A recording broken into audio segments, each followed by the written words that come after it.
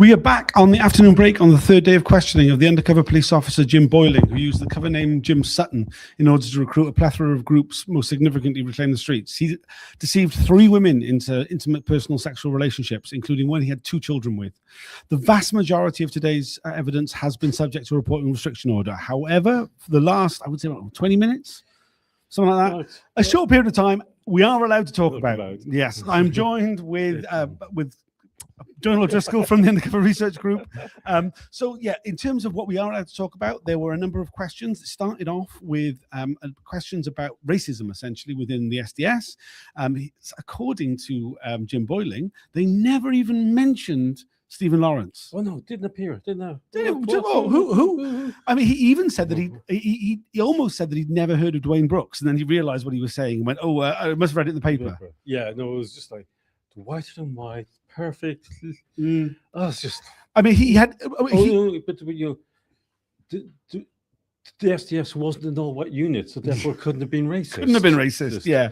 I mean, he had to admit that when he was in uniform at Brixton Police Station, that they were a bit old school. To which Barr said, "Do you mean racist?" He said, "I probably do." That's one of the most famously racist police stations in the country, not just London. It's like, Brixton, how many people have died there so far? Yeah, and he worked there for 8 years before he joined Special Branch. An interesting question is, who died on his watch? Yeah, quite absolutely. What racism did he perpetuate when he was in that situation? He was also asked. When he was answering these questions about racism, he could not disguise his contempt for the process. He got quite angry. He was like, "It's no to all the questions. If that helps you, we never discussed it at all." I was obviously Barr goes through going, "Did you discuss the inquiry, the appearance of the 5 accused at the inquiry?" And he's like, no. He didn't even put his head up for a lot of it. He just had his head down, going, no. Before the answer was finished, no. In quite an aggressive tone. Very. It was like, clearly, I'm a police officer. How can you question me like this? My integrity is above reproach. Yeah, literally. I mean, that was entirely the attitude. We then got on. There was questions then about sexism. Well, did anybody in the SDS talk about women? No. Never talked about women. Never. There was women in the unit as well. It can't be sexist. So I worked with women. Yeah, there was no sexism ever. No sexist attitudes. I mean, he actually said they didn't even talk about women at all, which is like, bruh. It's the 1990s. Yeah. We're not that stupid. But also, like, bro, we never got a copy of The Sun. Dude, we talk about women. We don't talk about them in a disgusting way. I hope we don't. But like, we do. But people talk about women, man. Like saying, like, "Oh, did you ever talk about women?" Well, yeah, of course, because they're half the world. So you talk about them.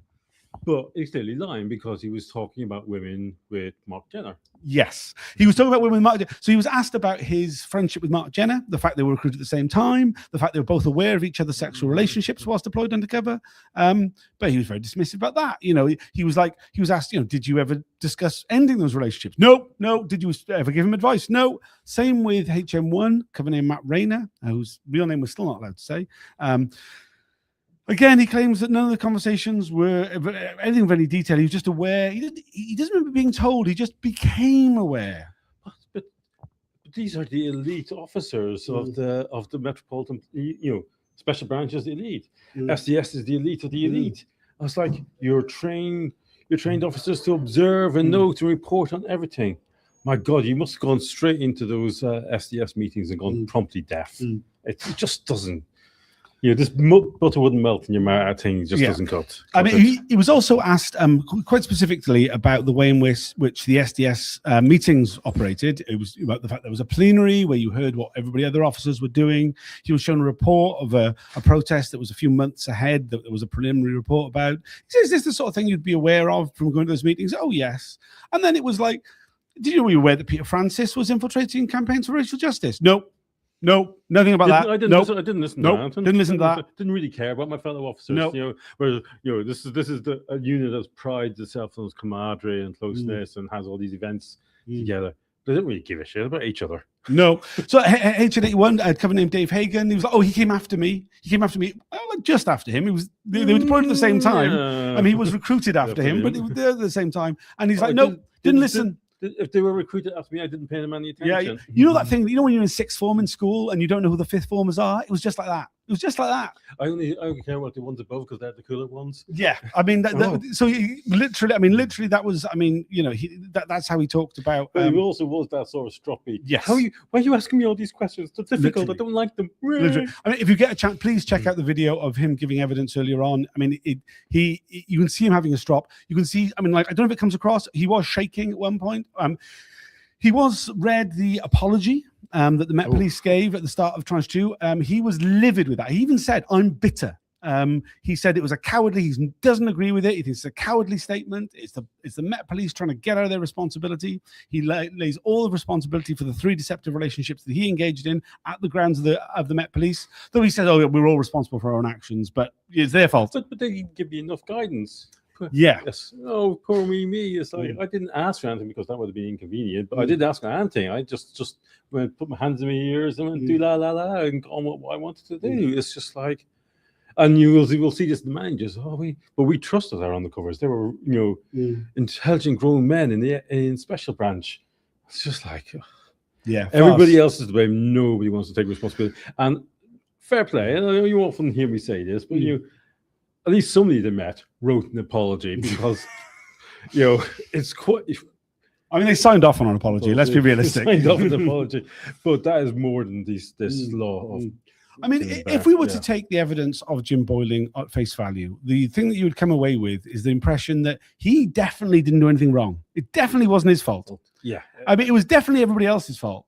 Definitely. Yeah, he's just a poor little humble policeman who didn't get any of the promotions they wanted because they didn't want to touch him. Yeah. It's quite clear that other officers saw him as a bit of a liability.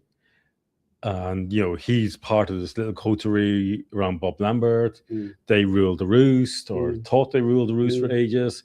And then suddenly all that slips away from them. And, you know, the bitterness isn't just now. It's just like they were never given the credence for this terrible hard work of drinking and shagging that they got to do for 5 years. They deserve their commendations. Yeah. He was asked about the ongoing conversations he's having with former SDS officers about the inquiry. And he was like, "Oh, we do talk about it, but it's just about mental health. It's just about mental health. Nothing about the content of the inquiry, nothing about what you should say, nothing about what's being said, just about their mental health." Yeah, subtext, the mental health of how to deal with all this lying to ourselves. Because you clearly, well, that's been what take away. It's like, here's a guy who's quite happy to lie constantly to himself that gets him through the day. You know, he's got no empathy, no emotional capacity, no emotional awareness. It's just like, what do I need to convince myself I'm the good guy? Several times he's referred to himself as the bad guy. Yes, nobody thinks himself as a bad guy. I mean, we do. Yeah, we definitely do. As I've said, the majority of today we can't talk about.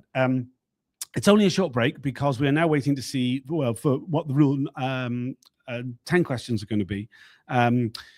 Some of that will be enclosed, but hopefully the majority of it, anything, lots of the areas. It's so hard to do this without breaking a restriction order because I can't say what the restriction order is a restriction on. Anyway, there will be further questions for him, some of which will be open.